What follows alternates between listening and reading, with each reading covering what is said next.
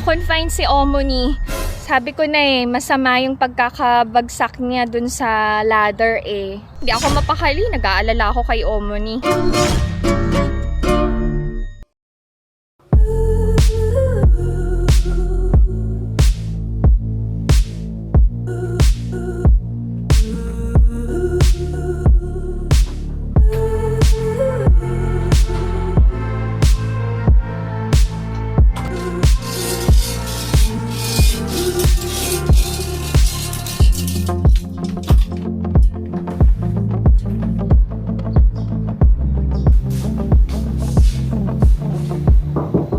Baby, Irona, you have to prepare for school.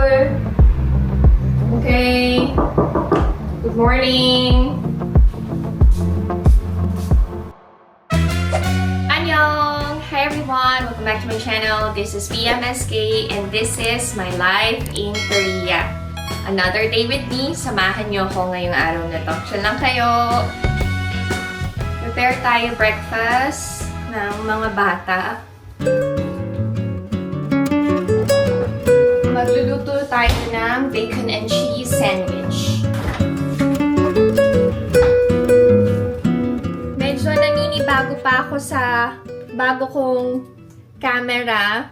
Hindi ko pa maayos yung settings. Kaya pagpasensyahan nyo na to, netizens. Yung video ko na creamy chicken broccoli, ang OA ng filter. Parang ibang tao na yung nagbablog, hindi na ako.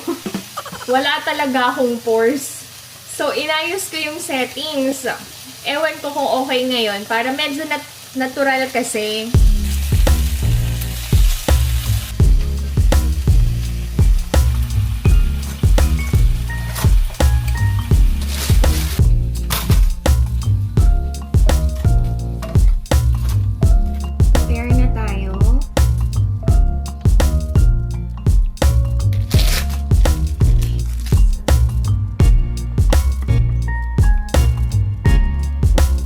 This one is for Ina. This time, yung kay Ijo naman. Anong breakfast ng mga kids nyo? Ang hirap mag-isip ng ihahanda, no? Okay.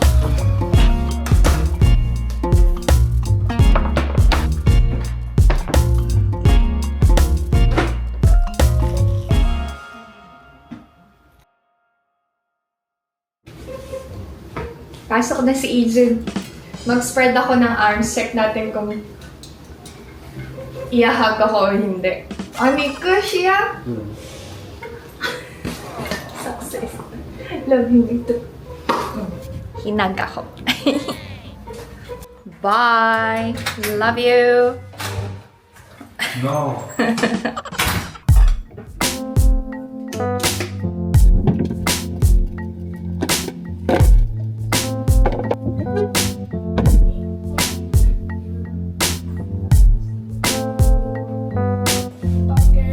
Bye! May napansin ba kayong bago dito sa kusina? Ding dong ding! Naglagay ako ng kortina para mukhang malinis and maaliwalas. Anyway, i-share ko sa inyo yung pinaka-problemang parte ng bahay namin, which is the laundry area. Every cold season, nagmo-molds. So, every year din akong nag-i-scrub, pero hindi talaga totally matanggal, but at least medyo luminis na kahit papano. Inorganize ko na din yung mga sabon at kung ano-ano pa. Nasa wall yung mga panglinis ko. May handle para hihilahin na lang. Nandito ang aking sibuyas at carrots.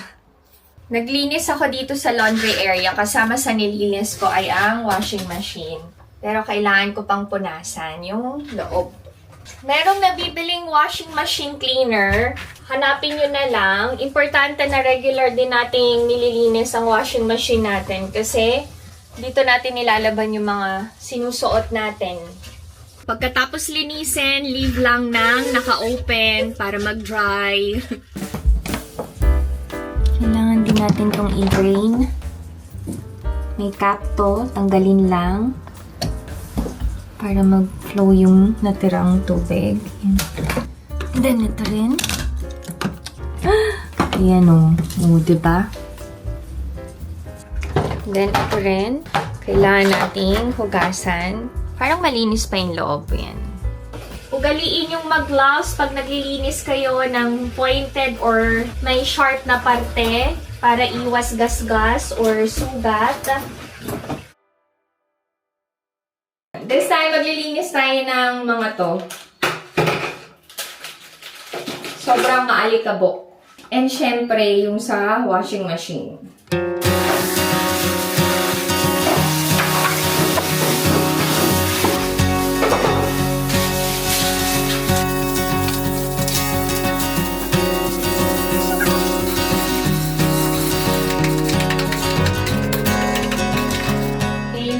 Kung panglinis is yung lagayan ng shampoo na hindi napapump. Nilagyan ko ng tubig.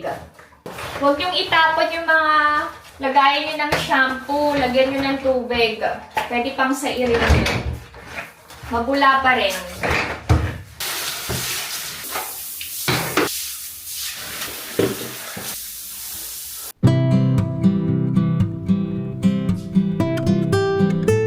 May natira si Ina. Ito na almusal ko. Kain tayo to netizens. Sa bahay namin, ako ang tagakain ng tira ng mga bata. Sinong nakaka-relate? Sayang naman kasi. In fairness, masarap ah. Nalilito pa rin ako kung saan ako titingin. Pasensya na kayo to netizens. Masasanay din ako. And masasanay din kayo. Mag-adjust tayong lahat sa bago kong vlogging cam. Kaya sa totoo lang, ayoko magpalit ng mga gadgets. Kasi back to zero ulit eh.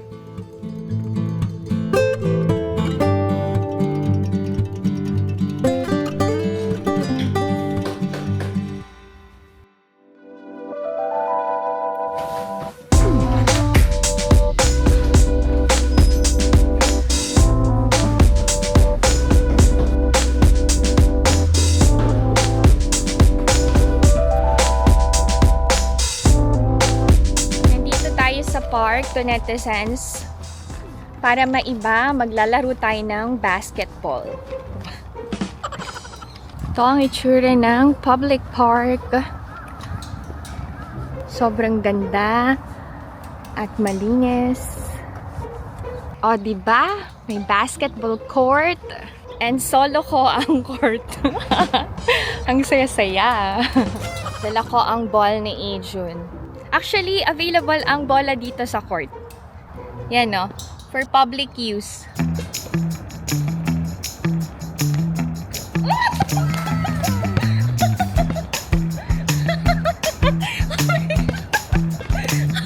Nakita niyo yan, netizens? Nakita. Wait, nasa yung camera. Nakita niyo ba yun? First shot, shoot kagad. Wow, galing! 2 points lang yung kanina. Try ko yung 3 points. Wow!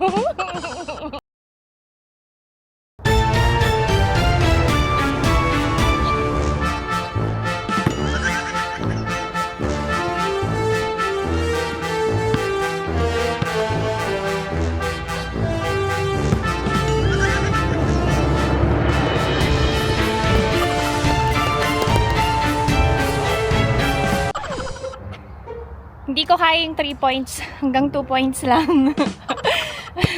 Mag 2 points na lang tayo to netizens.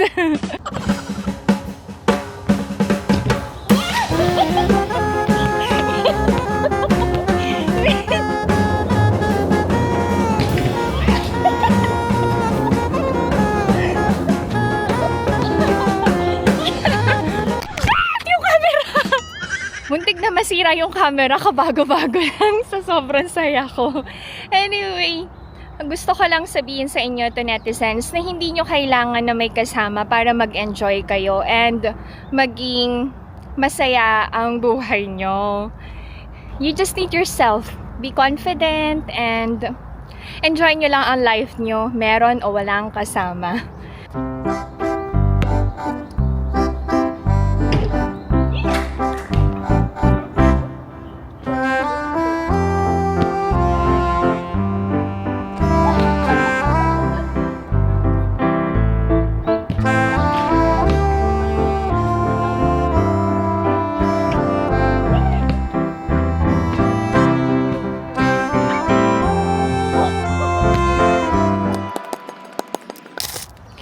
I'm going to challenge myself para cardio exercise.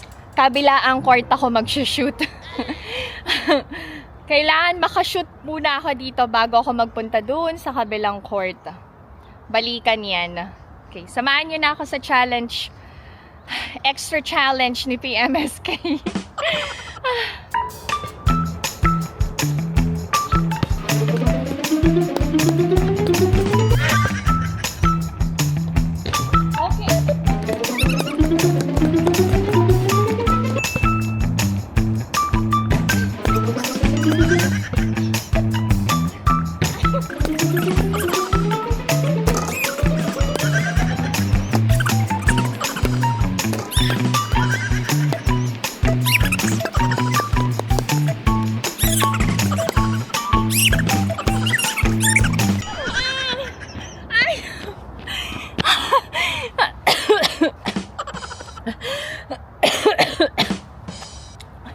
Mas madami pa yung tao. Ayaw ma-shoot.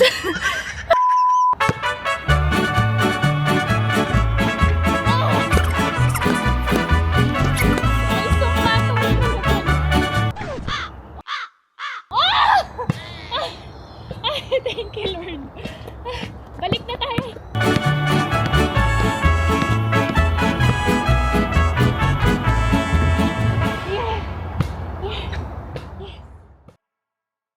Katatawag lang ni Alex, na-confine si Omoni. Sabi ko na masama yung pagkakabagsak niya dun sa ladder Kailangan kong dalawin si Omoni, pero mamaya na. Kasi yung sister-in-law ko yung nagbabantay ngayong umaga. Please pray for Omoni na maging mabilis yung recovery niya. Alam nyo, may edad na din kasi si Omoni and talagang napakasipag nila ni Aboji. Pero ang madalas na maaksidente si Omoni, alam nyo ba yung dalawang wrist ni Omoni ay may bakal na? Kasi same reason, habang nag-work siya sa farm, nadulas, nahulog. Pero after ng recovery, tuloy ulit sa pagtulong kay Aboji. Ganyan na mga Koreans talaga kahit seniors na. Alam nyo, gusto nila na productive sila. Anyway, uwi na ako. Hindi ako mapakali. Nag-aalala ako kay Omoni. Samahan nyo na ako to netizens. Siya lang kayo.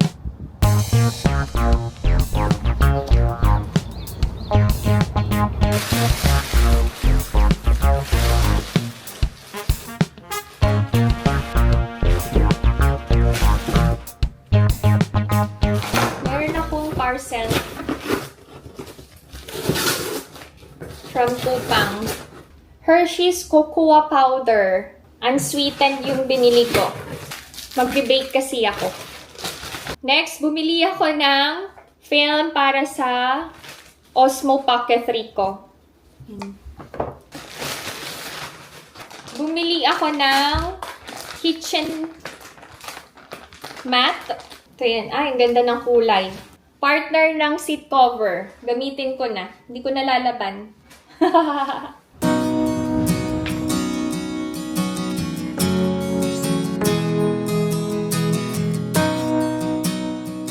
Maaga ako magluluto ng pang-dinner namin. Hindi ako mapakali. Bibisitahin ko si Omoni sa ospital.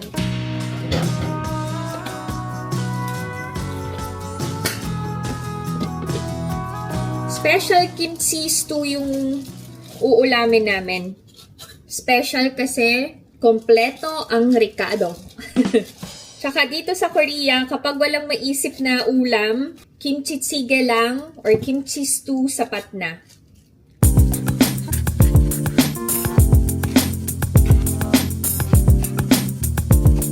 Mabilisang pagluluto lang pero special pa rin to netizens.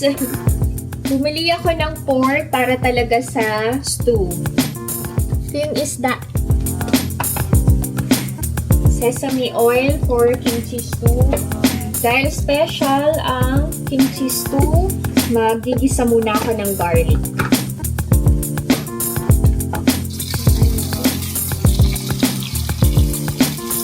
Lagay na natin ang pork.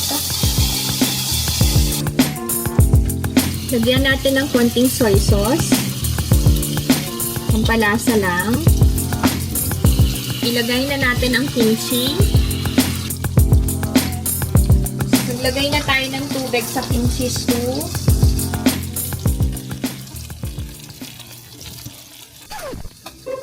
Ay! Oh, shit.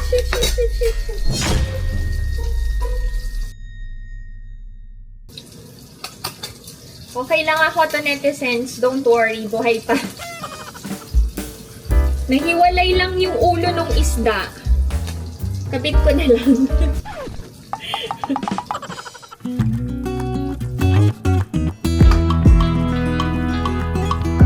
Pwede na natin ilagay ang mushroom and ang tofu.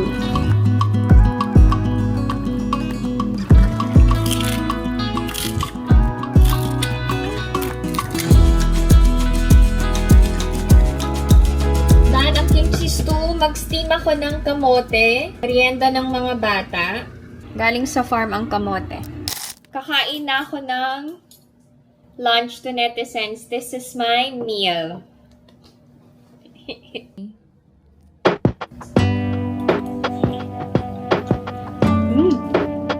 Uy, sarap. Kapag baboy yung nilagay sa kimchi stew, mas matagal yung pagpapakulo. Kasi kailangan palambutin yung baboy. Tandaan nyo to netizens, kapag magluluto kayo ng kimchi stew, make sure na sour kimchi yung gagamitin yung kimchi. Mas masarap kesa yung fresh kimchi. Hindi yun pang stew. Pang side dish yun. Ano yung nakalagay sa chin ko? Tea treatment. Available sa Philippines. Effective to sa may breakout. Lalo na yung pamumula, mabilis mag-subside. Sa mga nagtatanong kung ano yung gusto kong matanggap na regalo, please to netizens, huwag kayong gumastos ng bonggang-bongga. This time, magre-request ako, not for me, but for my Korean family. Ang mga biyanan ko, gustong matry yung nuts natin sa Philippines. So, nandyan yung cashew nuts, tapos yung, ano pa ba? Yung peanuts natin. And, ang family ko, mahilig sa dried fruits, yung dried mangoes, yung kundol ba yun? Yung color white. Tapos, meron din yung nata na sweetened yata yun. Parang ganon. And, magpapasalamat ako kung may magdadala ng ube na favorite talaga ni Ina. And, si Ijun kasi, random yung mga gusto niya eh. Si Ijun gusto niya yung stick-o natin sa Philippines and yung piatos. Ganon. Something edible na lang yung ibigay nyo sa amin to netizens. So, yun lang. Kasi maraming nagme-message sa akin. Hindi ko naman ma-replyan. So, sinagot ko na dito sa vlog. Anyway, tapusin ko lang tong lunch ko. Kailangan ko na magpunta sa ospital para dalawin si Omoni. Hindi ko na kayo isasama doon to netizens.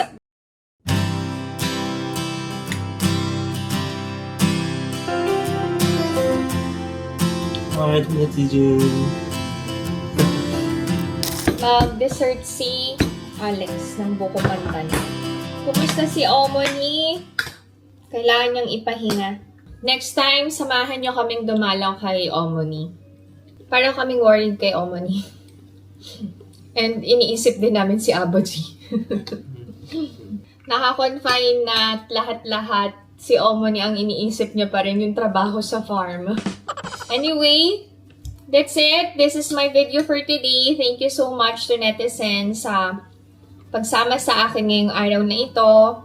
So, if you enjoyed watching this video and new to my channel, please consider subscribing, like, and share. Pinay Mami sa South Korea. Stay safe, everyone. Bye!